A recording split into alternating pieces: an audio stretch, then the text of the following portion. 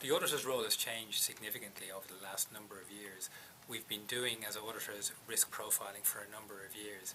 The piece that we're really focusing now is, in addition to financial risks, are there other risks that apply to this sector?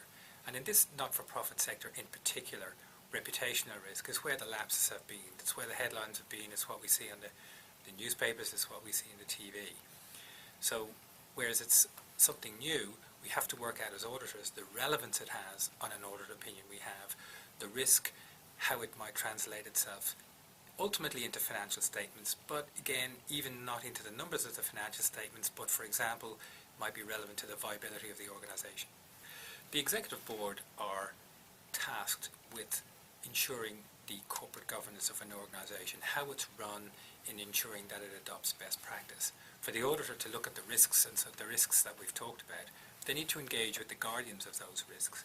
The guardians of the board, normally we engage as auditors with the audit committee, who are tasked to engage with us on behalf of the board. So it's very much an education process both ways. So the audit committee can highlight risks in relation to the risk registers that they maintain as they see it. And then the auditor has to in turn talk about the risks as they see it. And it needs to have a very open and engaged conversation between both sides, in that there's a much higher awareness of what's involved. There are probably corporate governance manuals and strategies in most of the organisations. Interestingly, when you push it a little bit further, and it was one of the things that we did at an in-camera lunch that we had for some CEOs in the sector recently, and they all acknowledged that absolutely there's a much higher awareness of these issues in the sector. But very interestingly, they said that culturally significant change hadn't really occurred. So what that's saying is the systems and processes are there. The question is, to what level are they actually being implemented?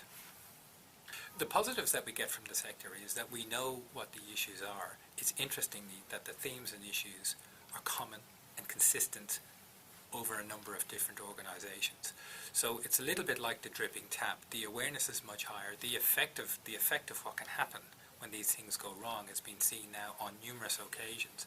So in relation to dealing with these issues, it's probably more pushing an open door to get real change coming through. So whereas I would say we're not quite where we ought to be yet, be confident enough to say that we're probably well on the way in the right path.